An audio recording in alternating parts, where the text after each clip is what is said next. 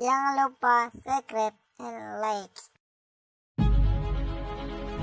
Kalau Bapak memang duduk nanti menjadi presiden, terkait dengan saya pribadi, dua saja.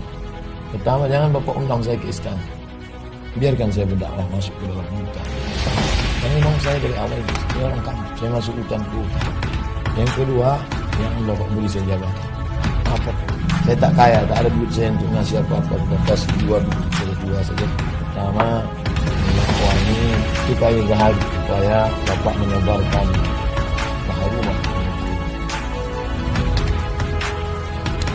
Yang kedua, tidak bisa harus didapat kosong. Tapi kesayangan saya dari kosong. Mulut berzikir, hati bismillah. La ilaha illallah, la ilaha illallah, la ilaha illallah.